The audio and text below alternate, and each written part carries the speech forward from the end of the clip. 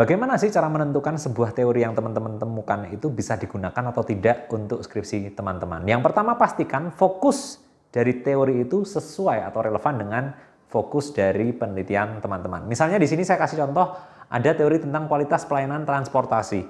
Ya berarti fokus teman-teman penelitiannya adalah kualitas pelayanan transportasi.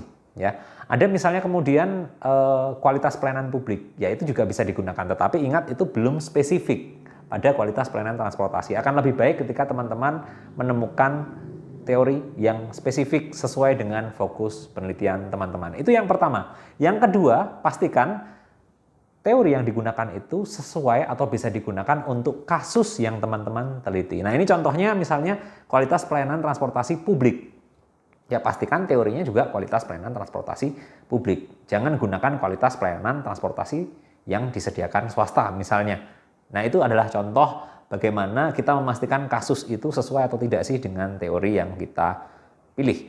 Yang ketiga, pastikan teori yang teman-teman gunakan itu sesuai dengan keilmuan teman-teman. Misalnya saya dari administrasi publik, berbicara kebijakan publik, pelayanan publik, dan seterusnya. Ya, saya harus pastikan bahwa teori yang saya gunakan itu dari keilmuan saya. Nah, ini contohnya misalnya tadi kita membahas pelayanan transportasi publik. Nah, itu kalau di saya masuknya mata kuliahnya pelayanan publik. Nah, ini tips bagaimana teman-teman itu memastikan keilmuannya cocok atau tidak bisa dengan mata kuliah. Jadi kalau teman-teman lihat sebuah teori, aduh ini kira-kira masuknya mata kuliah apa ya dari kuliah yang pernah saya jalani. Nah, itu cara memastikan teori itu sesuai atau tidak dengan keilmuan teman-teman. Jadi teman-teman tetap membuat skripsi dengan fokus keilmuannya teman-teman, ya. Bisa dipertanggungjawabkan. Kira-kira seperti itu. Nah, yang keempat, variabel dan indikatornya ini relevan atau tidak. Ya, ininya sudah, ininya sudah, ininya sudah. Nah, terakhir di sini variabel dan indikator yang digunakan itu sesuai atau tidak. Misalnya ini ada contoh ketika saya menemukan teori tentang kualitas pelayanan transportasi publik tadi, oh ada akuntabilitas. Ini pelayanannya akuntabel atau tidak. Ya, misalnya tarifnya ini sudah sesuai aturan atau belum dan seterusnya. Oh, berarti relevan. Terus misalnya ada kepastian.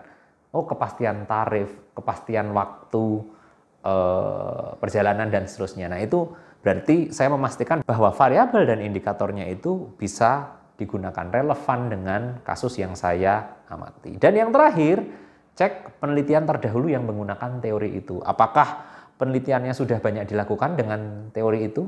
Ya, apakah teori itu membawa kebaruan atau tidak? Nah, caranya pastikan fokus dan kasus dari penelitian yang menggunakan teori itu di masa yang lampau itu misalnya belum banyak digunakan. Nah, ini juga menyangkut novelty atau kebaruan teori. Jangan sampai teman-teman hanya mengulang penggunaan teori itu yang sudah banyak dilakukan. Nah, misalnya, Mas, ini teori ini sudah banyak digunakan untuk fokus yang diteliti. Tetapi ternyata dari kasus yang teman-teman teliti belum pernah atau jarang diteliti. Jadi teman-teman masih bisa gunakan teori itu. Saya pikir itu teman-teman 5 tips bagaimana teman-teman menentukan sebuah teori itu bisa digunakan atau tidak untuk skripsi teman-teman. Semoga bermanfaat. Terima kasih.